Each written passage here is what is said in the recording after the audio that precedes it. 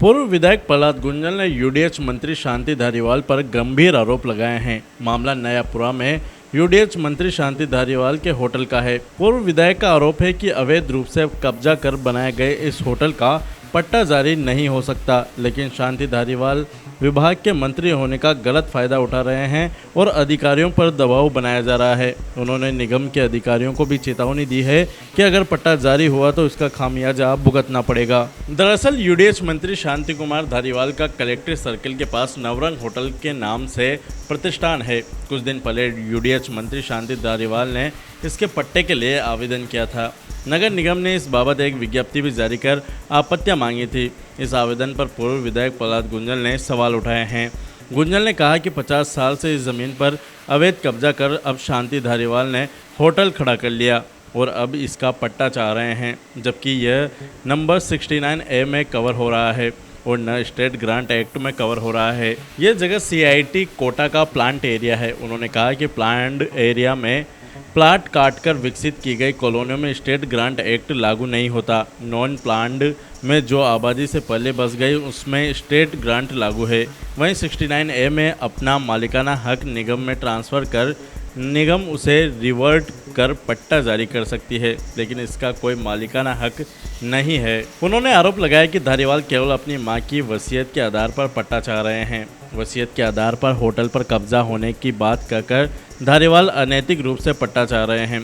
गुंजल ने कहा कि विज्ञप्ति जारी होने के बाद पट्टे को लेकर आपत्ति जारी करवा दी गई है। हाई कोर्ट में रिट भी लगा दी गई है।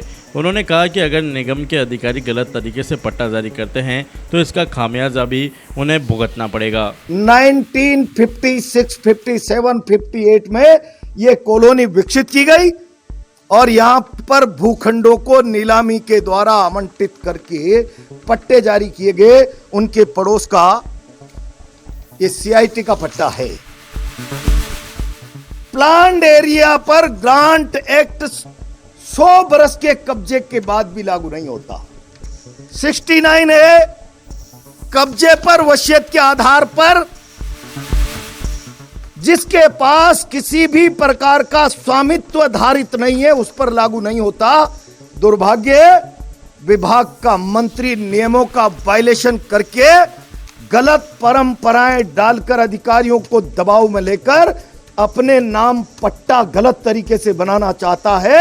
हमने निगम में आपत्ति दे दी, आज हाई कोर्ट में रिट दायर कर दी और बहुत स्पष्ट चेतावनी, अगर गलत तरीके से निगम के अधिकारियों ने पट्टा जारी किया तो एकल पट्टे में एडिशनल चीफ सेक्रेटरी लेवल का IAS सीनियर जेल जा सकता है।